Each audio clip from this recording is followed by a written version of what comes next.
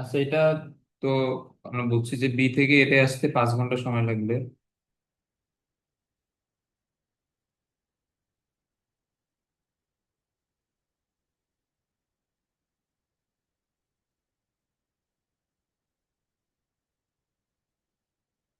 তাহলে এখানে বি থেকে এ এর আমরা যদি ডিস্টেন্স বলি, তাহলে বেগ হচ্ছে 40 কিলোমিটার পার আওয়ার, সময় লাগে 5 ঘন্টা।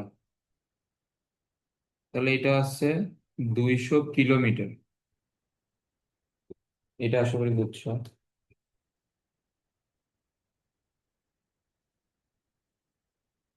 আচ্ছা, এখন আমাদের এখানে ওই সময়টা বের করতে বলছে।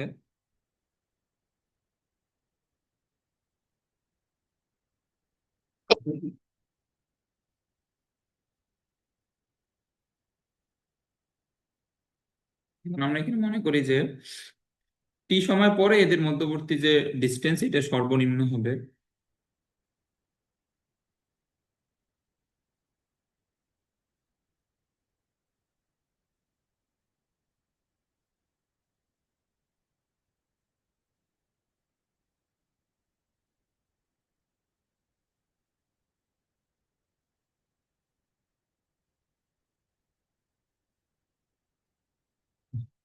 ওকে, তো এখন এখানে খেয়াল করো, আমরা এখানে ধরে নিয়েছি যে টি সময় পরে এদের দূরত্ব সর্বনিম্ন হবে। তো সর্বনিম্ন দূরত্বের সময় এরা কোন কোন পয়েন্টে থাকবে?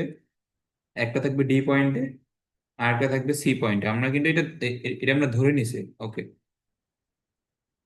তাহলে এখন এখানে খেয়াল করো।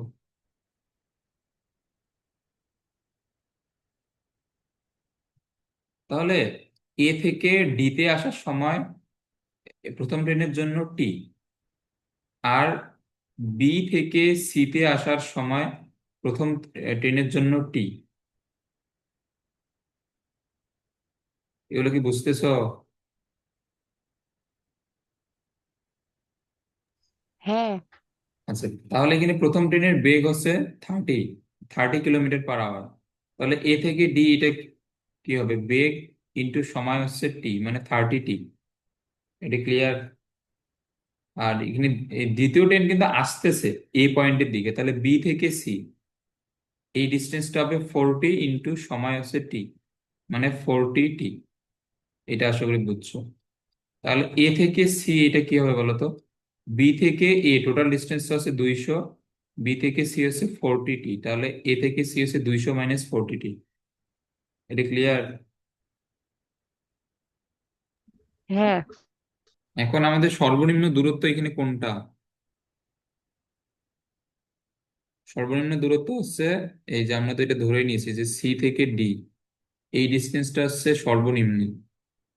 তো আমরা এডি পাইলাম, এসি পাইলাম, তো সর্বনিম্ন এই যে দূরত্ব সিডি, এটা কি হবে? এ সি ডি ত্রিভুজের অতিভুজ।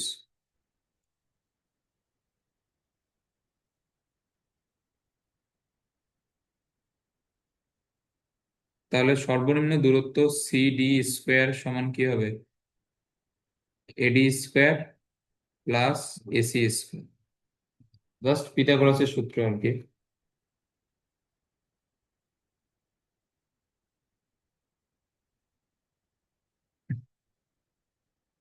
এডির মান হচ্ছে 30 টি,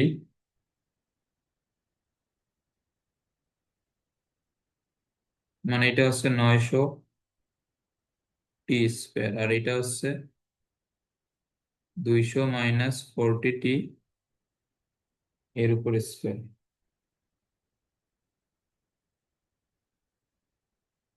আচ্ছা, তাহলে এটা 900 টি স্কোয়ার প্লাস,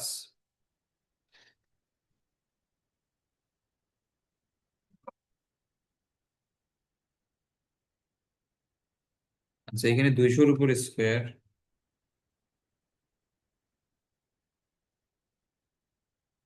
-2 × 200 × 40, তাহলে হচ্ছে 16,000 টি, আর এটা হবে 1600 টি স্কোয়ার। আচ্ছা, এখন এখানে খেয়াল করো, এই যে সবগুলো থেকেই কিন্তু 100 করে এখানে কমন নেওয়া যায় না? 900 এখানে, তো বাকিগুলো সবগুলা মিলে এখান থেকে 100 কিন্তু কমন নেওয়া যায়। আমরা যদি সবগুলো থেকে 100 কমন নিই, তাহলে এটা থাকবে 90 স্কোয়ার। এখান থেকে দুইটা শূন্য চলে যাবে, তাহলে থাকবে 400।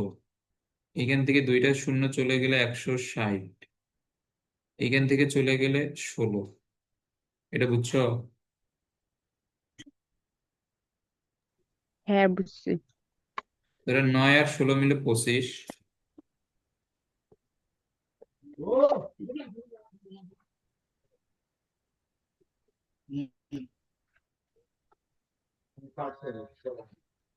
এটা হচ্ছে 400।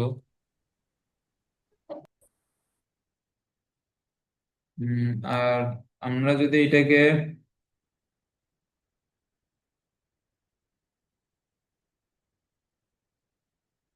আচ্ছা এটা, উম, দেখো 25, তাহলে এটা আমাদের যদি লিখি 5t এর উপর স্কোয়ার, 2 × 5t, 10। আর এখানে আছে কত, 160, তাহলে আর লাগে 10। 160 বানিয়ে গেলে 16, তাহলে দেওয়া লাগে 16 স্কোয়ার মানে 256। আর আছে 400 মানে 144। আচ্ছা, এটা এখানে কি করলাম, এখানে খেয়াল করো, এই যে আমরা এই লাইনটাকে যদি মিডিল, এই মিডিল টার্ম তো হবে না, আমরা যদি হোল স্কোয়ার ফরম্যাটে নিয়ে যাই, তাহলে 25t স্কোয়ারকে এখানে কি লেখা যাবে, 5t এর উপর স্কোয়ার। আচ্ছা, তারপরে 2 × a মানে 5t। আচ্ছা দেখো, এখন এখানে আছে 160টি, তাহলে 2 × 5t লিখলে কত হয়, 10টি। তাহলে আমাদের 160 বানাইতে গেলে আর এখানে কত নিতে হবে, 16। তাহলে বি স্কোয়ার এখানে কত দেওয়া লাগবে, 16 স্কোয়ার। 16 স্কোয়ার মানে 256। তো আছে এখানে 400, তো 256 লিখছি, তাহলে আর দেওয়া লাগবে 144। এটা বুঝছো? বুঝছি। তাহলে আমরা এটাকে কি লিখতে পারবো, 5t minus 16 whole square plus 144।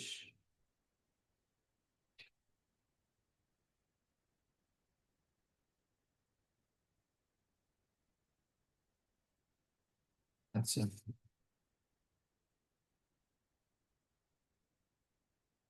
CD square. এখন এখানে খেয়াল করো, এই যে এ- এই ভিতরের এই মানটা কি কখনো শূন্য হওয়া সম্ভব? আমরা তো বহুপদীতে এই টাইপের ম্যাথ গুলো দেখছিলাম। এই মানটা কি কখনো শূন্য হবে? এই এই ভিতরে ব্র্যাকেটের না। ভিতরে এটা কখনোই শূন্য হবে না। এটা তোমার এই যে স্কোয়ারের ভিতর প্লাস হোক মাইনাস হোক, এটা সবসময় প্লাস হবে। বাইরে তো 144 আছে। আচ্ছা, তো এটা কখনোই শূন্য হবে না। কিন্তু এটার সবচেয়ে কম মান এটা কখন পাওয়া যাবে বলতো? এই টোটাল রাশিটার সবচেয়ে কম মান বা সর্বনিম্ন মান কখন পাওয়া যাবে?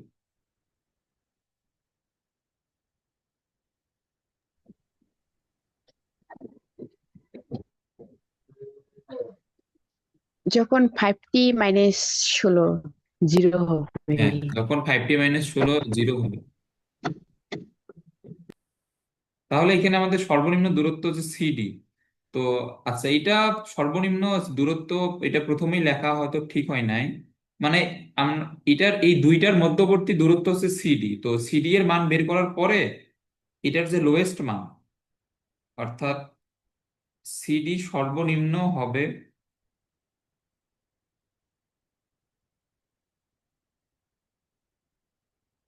যদি 5t - 16 = 0 হয়। তাহলে টি এর মান হবে 16/5 আওয়ার। এটা আশা করি বুঝছো। আচ্ছা, এরপরে এই যে এই ক্ষুদ্রতম ডিস্টেন্সটাও নির্ণয় করতে বলছে। তাহলে এখানে ক্ষুদ্রতম ডিস্টেন্স এটা কত হবে, 100। তাহলে আমাদের এটা হবে 0, আর এটা হচ্ছে 144। 100 প্লাস 144, 244, √/244।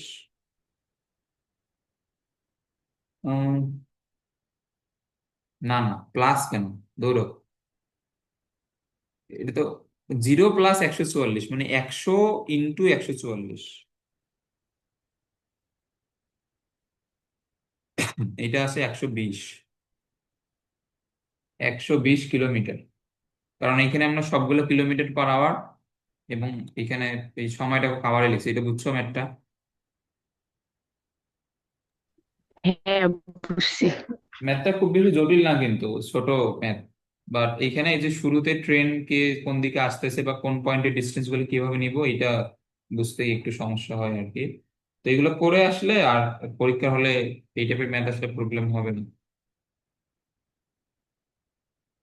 আচ্ছা, এই যে এখন আমাদের বৃষ্টি ছাতার ম্যাথ আছে, বৃষ্টি ছাতার ম্যাথ যদি মনে না থাকে, এ- এটা একটু রিভাইজ আগে দেই। এখন এখানে খেয়াল করো,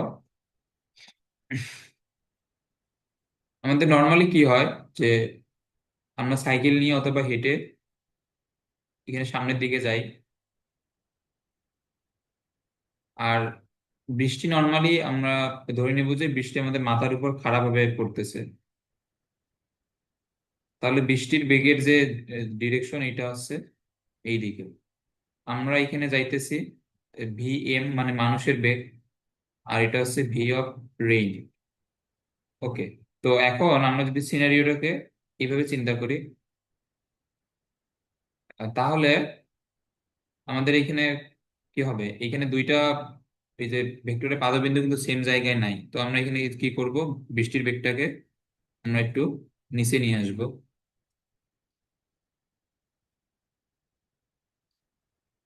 ওকে, তাহলে আমরা এই যে বৃষ্টির বেগটাকে সামনে নিয়ে আসলাম শিফটিং এর নিয়ম অনুযায়ী।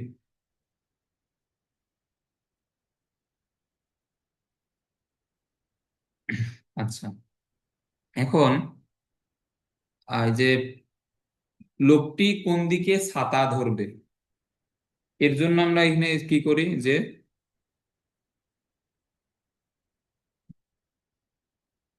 লোকের সাপেক্ষে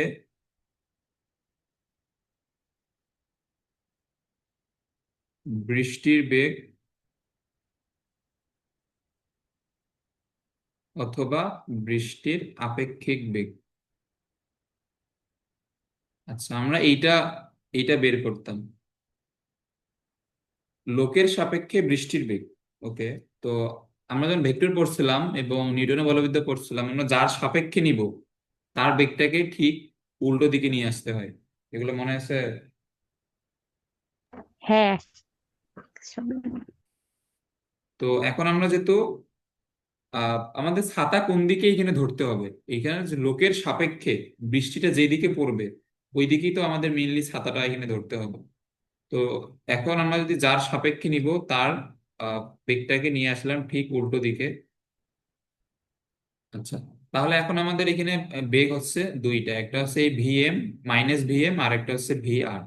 তাহলে এই দুইটা যদি এই বরাবর এখানে ক্রিয়াশীল থাকে, তাহলে এদের লব্ধি এদের মাঝখানে যে কোনো একটা জায়গা দিয়ে এখানে ক্রিয়াশীল হবে। তাহলে এটা হচ্ছে আমাদের লব্ধি, আমরা ধরলাম এটা ক্যাপিটাল আর এটা হচ্ছে লব্ধি। ওকে, তো এখন আমরা যদি এইটাকে একটু পিছনের দিকে আমরা যদি বর্ধিত করি, তাহলে এইটা চলে আসবে এই বরাবর। তাহলে আমরা এখানে ধরে নিব যে এই বৃষ্টিটা এই দিক থেকে লোকের গায়ের উপর পড়বে। তাহলে লোকটা যেহেতু সামনের দিকে এখানে যাইতেছে, তাহলে এই লোকটাকে ছাতা এখানে ধরতে হবে এই পয়েন্ট বরাবর। তাহলে তাকে এই পয়েন্টে ছাতাটা এখানে ধরতে হবে। এটা বুঝছো? হ্যাঁ, বুঝছি। ওকে, তাহলে এখন এখানে ছাতার যে কোণ, এটা হচ্ছে তুমি এখানে ভূমির সাথেও বের করতে পারো অথবা লম্বের সাথেও বের করতে পারো। আচ্ছা,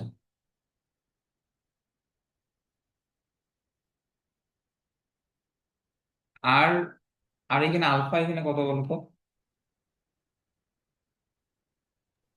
90। আলফা কিন্তু 9। ওকে, তো প্রশ্ন অনুযায়ী আমাদের বলছে যে বৃষ্টি চলাকালীন সময়ে একজন লোক 10 মিটার/সেকেন্ড, তাহলে লোকের বেগ 10 মিটার/সেকেন্ড। বৃষ্টি 10 মিটার/সেকেন্ড বেগে খাড়া নিচের দিকে পড়ছে। বৃষ্টিও পড়তেছে 10 মিটার পার সেকেন্ড। তো এই চিত্রটা অবশ্যই আঁকতে হবে, মাস্ট। এখন এখানে খেয়াল করো, এই যে, আচ্ছা ধরো এটা আমি একটু এই দিকেরটা একটু বড় করে আঁকাই। তাহলে আমরা এখানে এই লাইনটাকে পিছনের দিকে আমরা যদি বর্ধিত করি, তাহলে আমরা ধরে নেব যে বৃষ্টি এই দিক থেকে পড়তেছে, আর এই দিকে আমাদের ছাতাটা এখানে ধরতে হবে। ওকে। তো এখন আমরা যদি এইখানে তুমি ছাতার কোণ এই দিক থেকেও নিতে পারো, অথবা এই দিক থেকেও নিতে পারো। তুমি যেই দিকে নাও না কেন, যদি তুমি এইখানে ভূমির সাথে কোণটা নাও থিটা, তাহলে এই কোণটা হবে ওই থিটা। আর তুমি যদি লম্বের সাথে নাও, তাহলে এই কোণটা হবে ওই থিটা। তো এখন তুমি যেইটার সাপেক্ষে নিবা, ওই হিসাবে আমাদের ম্যাথ করতে হবে। তো আমরা এখানে ধরে নিলাম যে ভূমির সাথে কোণ, তাহলে লম্বের সাথেটা আমরা এখানে মিশে দেই। ওকে। তাহলে এই যে আমাদের এটা হচ্ছে এখানে থিটা, তাহলে আলফা কত? আলফা হচ্ছে 90 ডিগ্রি, দুইটারই মান দেওয়া। তাহলে আমাদের সূত্র কি হবে? Tan theta.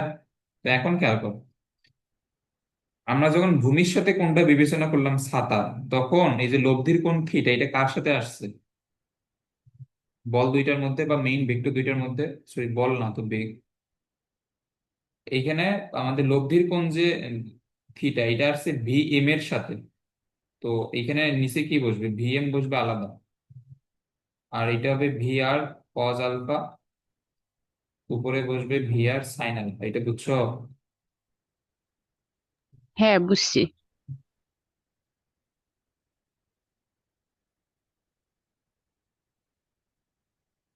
তো এখানে লিখতে হবে যে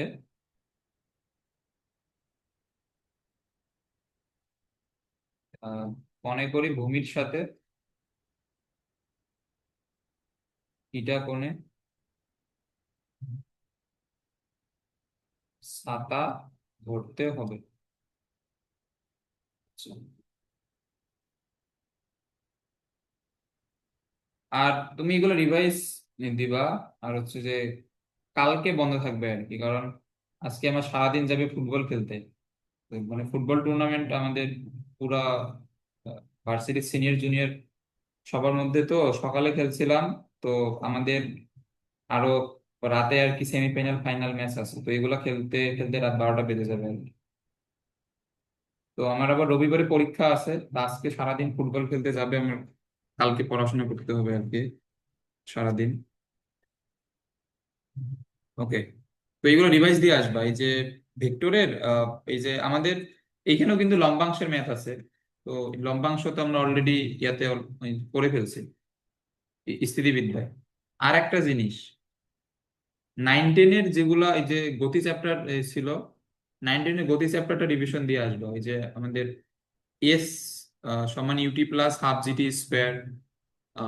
তারপরে হচ্ছে যে আমাদের বিভিন্ন টাইপের যেগুলো ম্যাথ ছিল, যে একজন একটা বাস অলরেডি চলে গেছে, আরেকজন পিছন থেকে রওনা দিছে, তারা কত সময় পর মিলিত হবে, এই টাইপের ম্যাথ গুলা। তারপর হরিণ এবং বাঘের যেগুলা বিভিন্ন ম্যাথ ছিল, যদি এগুলো মনে থাকে। তারপর হচ্ছে যে একটা উচ্চতা থেকে একটা বস্তু ফেললে কি হবে, নিক্ষেপ করলে কি হবে, এই টাইপের ম্যাথ গুলো একটু দেখে আসবে। এগুলো 9.B-তে আমরা পাবো আর কি।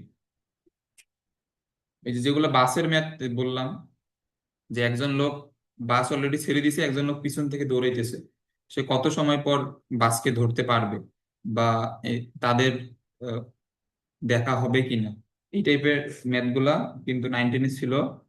এগুলো আমাদের 9.B-তে আছে আর কি। আর 9.1 এই যে আমাদের ভেক্টরের সবগুলোই, নদী নৌকা, বৃষ্টি ছাতা, তারপর লম্বাংশ, এগুলো 9.1, যেগুলো আমরা অলরেডি বেশ কয়েকবার পড়ছি বিভিন্ন চ্যাপ্টার। ওকে, তাহলে এটা 10, সাইন 90 ডিগ্রি মান 1, এটা হচ্ছে 10, কস 90 হচ্ছে 0। তাহলে 10 ডিভাইড বাই 10 1, টেন 45 এর মান হচ্ছে 45, না সরি, টেন 45 ডিগ্রি মান 1, তাহলে এখানে থিটার মান হবে 1। এটা বুঝছো? সরি, থিটার মান 45 ডিগ্রি, হ্যাঁ, কি বলতেছে। ওকে। তো বৃষ্টি ছাতার ম্যাথ এই চ্যাপ্টারে আসার চান্স খুবই কম। এই চ্যাপ্টারে এই যে 9.1-এ মানে খুব বেশি প্রমাণ টাইপের ম্যাথ নাই আর কি। তো 9.B, C, D এইগুলাতে বিভিন্ন প্রমাণের ম্যাথ আছে। এই যে এই দুইটা চ্যাপ্টার থেকে আমাদের প্রমাণের ম্যাথই আসে, এবং 9.4 সম্ভবত যেখানে প্রাস আছে, এই চ্যাপ্টার থেকে মেইনলি প্রশ্ন আসবে প্রাস থেকে, যেটা 9.D তে। হ্যাঁ, তো এটা আমরা 9.D তে গিয়ে এই চ্যাপ্টারের যেটা সবচেয়ে ইম্পর্টেন্ট টপিক প্রাস, আমরা ওইটা পড়বো। প্রাস থেকেই মেইনলি সৃজনশীল প্রশ্ন আসে, তবে এগুলো পড়তে হবে, এগুলো কিন্তু বোর্ডে আসার চান্স আছে। আচ্ছা, তো আমাদের এইখান থেকে আহ এইখান থেকে উদাহরণের ম্যাথ শেষ। এগুলো আমাদের চ্যাপ্টারের ম্যাথ।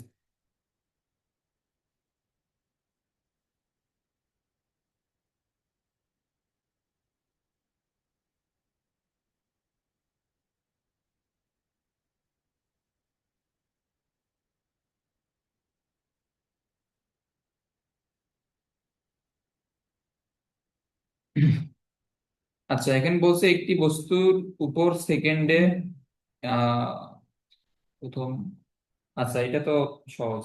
এখানে কি বলছে, একটি বস্তুকণার উপর সেকেন্ডে 3, 5 এবং 7 সেন্টিমিটার মানের তিনটি বেগ বিভিন্ন দিকে ক্রিয়া করে বস্তুকণাটি স্থিতিশীল রাখলে, এটা স্থিতিবিদ্যার ম্যাথ, এটা পারা উচিত। আচ্ছা, এখানে তোমার বেগের মান দিয়ে দিছে।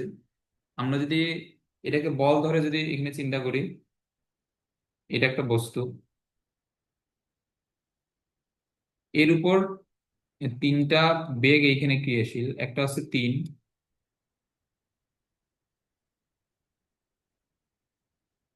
একটা ধরলাম যে 5।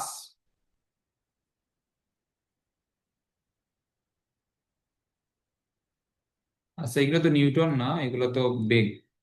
যাই হোক, তাহলে এটা হচ্ছে 3 সেন্টিমিটার পার সেকেন্ড, এটা হচ্ছে সেন্টিমিটার পার সেকেন্ড, এটা হচ্ছে সেন্টিমিটার পার সেকেন্ড। এদের মধ্যবর্তী কোণ নির্ণয় করতে বলছে। এটা কিভাবে করব বলো? খুবই সহজ। স্থিতিবিদ্যা আমরা এ- লম্বাংশ। এটা অলরেডি করে আসছি। বলো বলো।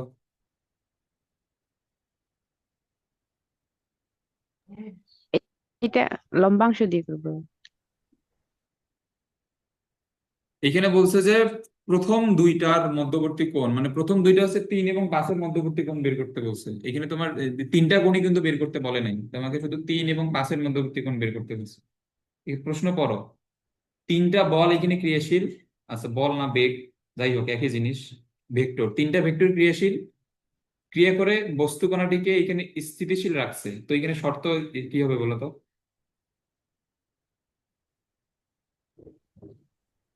এদের লব্ধি 0। এইটার লব্ধি 0, ঠিক আছে। তো এইটার লব্ধি তুমি যদি 0 ধরো, হ্যাঁ ওইটা ঠিক আছে, বাট তুমি লব্ধি 0 ধরলে তখন তো তোমার এখানে তিনটা কোণই লিখতে হবে। মানে তুমি যদি লম্বাংশের সূত্র লিখতে চাও, তোমার তো এদের মধ্যবর্তী কোণ লাগবে না, এখানে তো একটা কোণও দেওয়া নেই। আচ্ছা দেখো, এখানে তোমার তো এই যে গামা বিটা তোমাকে বের করতে বলেনি, এটা বাদ। মানে তুমি যেটা বলতেছো যে ধরলাম এটা বিটা, এটা হচ্ছে গামা, আমরা যদি লম্বাংশের সূত্র লিখি, এখানে কি লিখতে হবে? 3 cos আলফা, তারপর 5-এর জন্য না 3 cos 0, 5-এর জন্য হচ্ছে cos আলফা, 7-এর জন্য কি হবে? cos আলফা প্লাস বিটা, হবে না?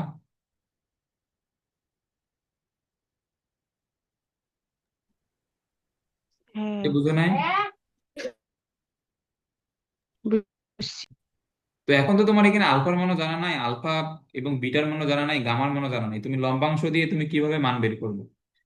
এই সিম্পল জিনিসটা এটা মাথায় আসতেছে না। এটা হচ্ছে যদি এই তিনটা সাম্যাবস্থায় থাকে, তাহলে 3 এবং 5-এর লব্ধি কি হবে?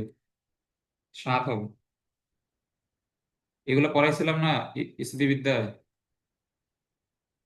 হ্যাঁ, তো এখন এইখানে সূত্র কি হবে? 3 এবং 5-এর যে লব্ধি, এইটা মূলত কাজ করবে এইদিকে, কিন্তু লব্ধির মানটা এখানে কি হবে? 7-এর সমান এবং ঠিক বিপরীতমুখী হবে। এগুলো আমরা তো পড়ছিলাম। তাহলে আমরা এখানে কি লিখবো?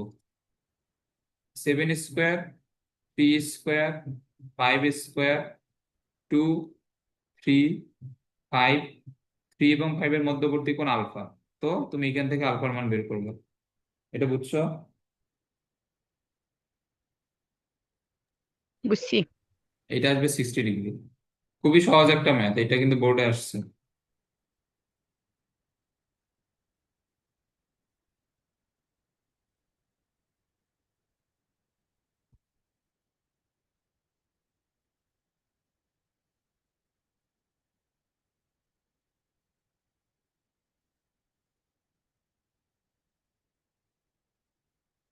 আচ্ছা, এখন এখানে বলছে একটি কণার উপর ক্রিয়াশীল 3 সেন্টিমিটার/সেকেন্ড, 5 সেন্টিমিটার/সেকেন্ড বেগ দুইটির। এটা তো কোনো ম্যাথই না, এটা তো বাচ্চাদের ম্যাথ আছে। এটা একদমই সহজ, এটা আমাদের ডিরেক্ট সূত্র দিয়ে 3 এবং 5-এর লব দিয়ে বলছে 8, মধ্যবর্তী কোণ নির্ণয় করতে বলছে।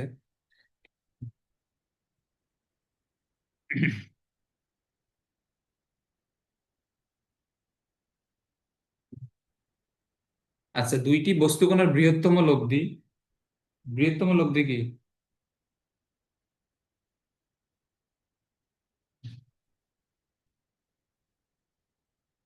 আমরা ধরলাম যে বেগ দুইটা হচ্ছে ইউ এবং ভি, তাহলে বৃহত্তম এই লব্ধি এখানে কি হবে? U plus v. হ্যাঁ, তাহলে এখানে শর্ত মতে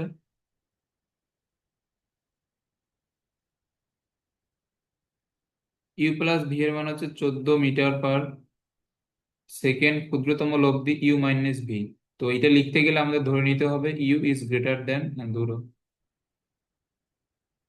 ইউ হচ্ছে ভি এর থেকে বড়, ইউ মাইনাস ভি হচ্ছে 2 মিটার/সেকেন্ড। বেগ দুইটি পরস্পর 90 ডিগ্রি কোণে ক্রিয়া করে, তাহলে এখানে আলফার মান কত? 90 ডিগ্রি।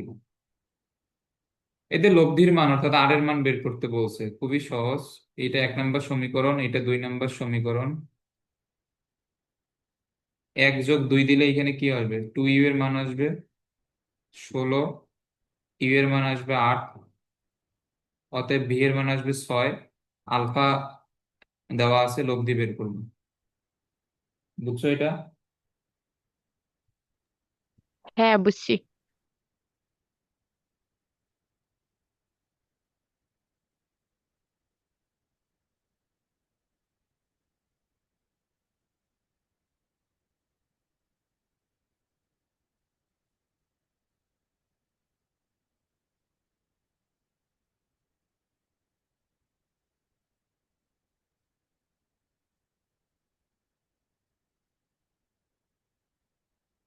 আচ্ছা, এরপরে কোন সমবাহু ত্রিভুজের বাহুগুলি সমান্তরাল গতিপথের একটি বিন্দুতে ক্রিয়ারত হলো। সমান্তরাল গতিপথের কোন একটি বিন্দুতে ক্রিয়ারত গতিসমূহের লব্ধি। আচ্ছা, এটা সহজ, এটা আমরা করে আসছি।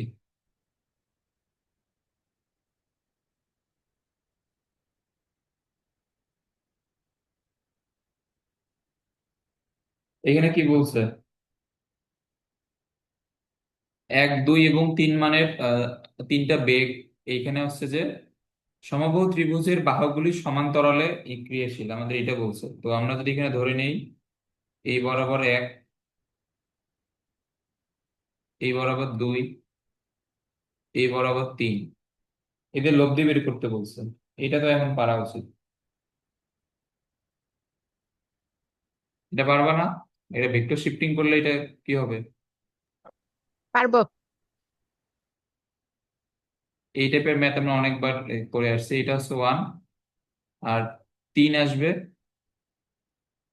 এইখানে, এই কোণটা হবে 120, এইটা 60, এটা 60, এইটা 120। তো লম্বাংশ নিবা, লম্বাংশ নিয়ে আর কস থিটা আর সান থিটার মান বের করবা, তারপর বর্গ করে দিয়ে লব্ধি চলে আসবে।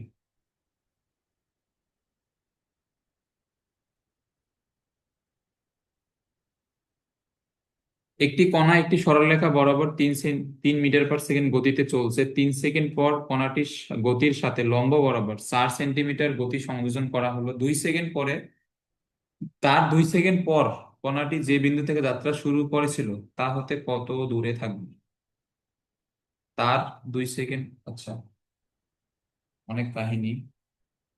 এখানে খেয়াল করো, এখানে চিত্র আঁকাইতে পারলেই এটা শেষ। দেখো, এখানে বলছে একটা কণা আমরা ধরলাম যে এই পয়েন্ট থেকে যাত্রা শুরু করছে।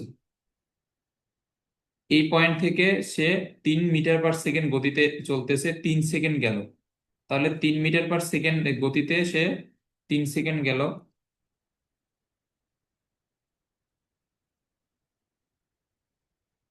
আচ্ছা, এখন সে এই পয়েন্টে আসলো, এ থেকে বিতে গেল 3 সেকেন্ডে। এরপরে বি পয়েন্ট থেকে তার লম্ব দিকে আবার সে চার 4 মিটার পার সেকেন্ড এখানে তাকে গতি দেওয়া হয়েছে। এখানে খেয়াল করো, তাহলে বি পয়েন্ট থেকে তাকে আবার গতি দেওয়া হয়েছে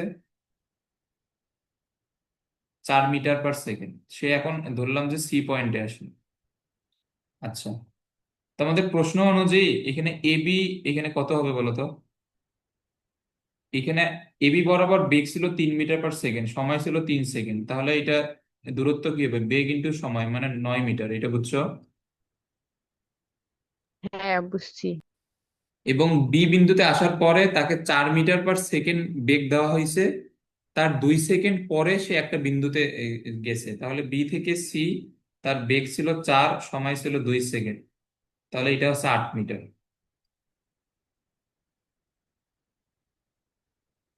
এটা ক্লিয়ার? হ্যাঁ। 3 সেকেন্ড পর কণাটির গতির সাথে লম্ব বরাবর 4 মিটার পার সেকেন্ড গতি সংযোজন করা হলো। তার 2 সেকেন্ড পরে কণাটি যে বিন্দু থেকে প্রথম যাত্রা শুরু করেছিল তা হতে কত দূরত্বে থাকবে?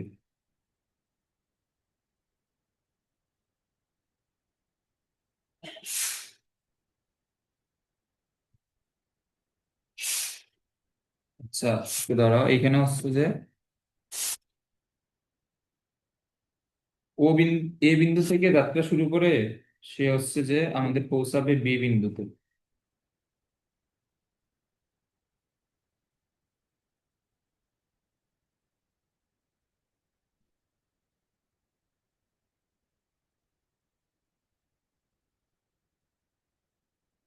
হম।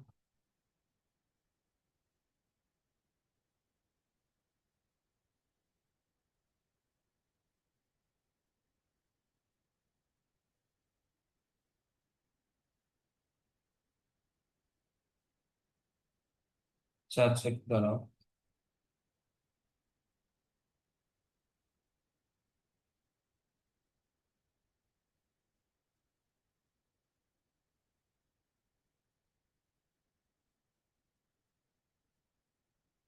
এইটা এখানে কিভাবে আমাদের একটি কণা সরলরেখা বরাবর 3 মিটার পার সেকেন্ড গতিতে চলছে, 3 সেকেন্ড পরে কণাটির গতির সাথে লম্ব বরাবর 4 সেকেন্ডের একটা বেগ সংযোজন করা হলো। তার 2 সেকেন্ড পর কণাটি 15,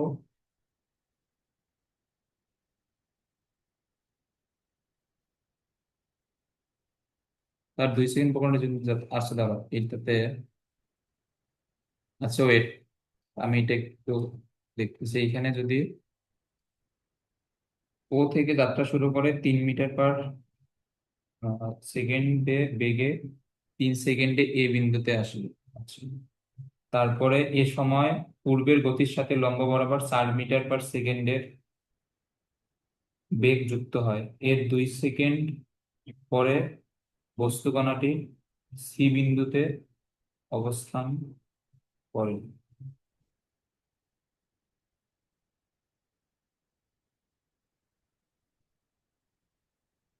পূর্বের গতির সাথে লম্ব বরাবর 4 মিটার পার সেকেন্ডের একটা বেগ যুক্ত হয়,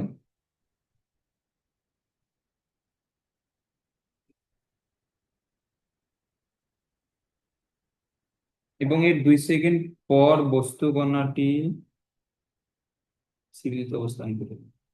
ও থেকে আছে, তো পরের 2 সেকেন্ড 4 মিটার পার সেকেন্ড আদি বেগের সাথে লম্ব বরাবর বি থেকে সি, এটা হচ্ছে 8 মিটার, এবং 2 সেকেন্ডে 3 মিটার পার সেকেন্ড বেগ আদি গতিপথ বরাবর এত।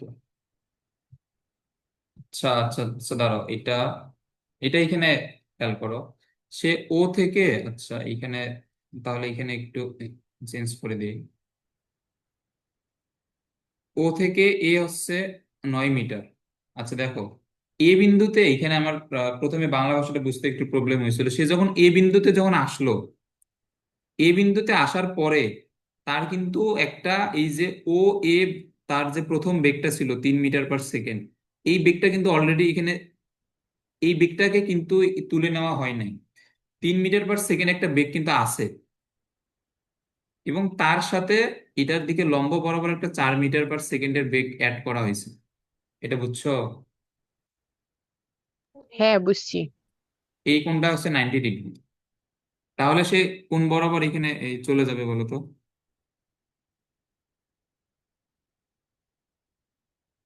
এই দুইটা লব্ধি বেগ বরাবর চলে যাবে না? হ্যাঁ। আচ্ছা এইটা, আচ্ছা দাঁড়াও দেখি। তাহলে এটা হচ্ছে 90 ডিগ্রি, তাহলে লব্ধি বরাবর বেগটা হওয়া উচিত 5। এটা তুমি যদি এই যে 4 আর 3-এর লব্ধি বের করো, এটা হবে 5, কারণ আলফার মান 90 ডিগ্রি হলে 2 ইউ বি কজ আলফা 0 হবে, তাহলে থাকে শুধুমাত্র u square plus b square.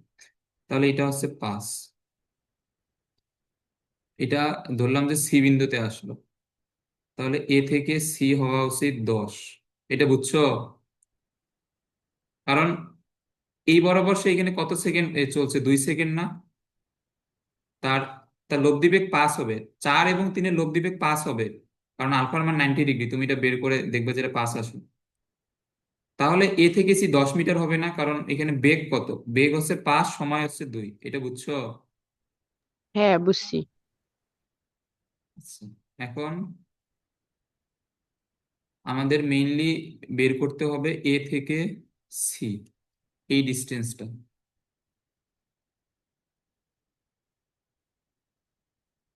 আমরা একটা এখানে লম্ব আঁকলাম, এই যে ডি বিন্দুতে একটা লম্ব আঁকলাম। আচ্ছা, লম্ব আঁকলে সি থেকে ডি, এইটা কি হবে? এখন এইখানে খেয়াল করো, আমরা যদি লম্ব আঁকি তাহলে এই যে, আচ্ছা আমি এখানে নামকরণ করি সিই আর এডি সেম না? হুম।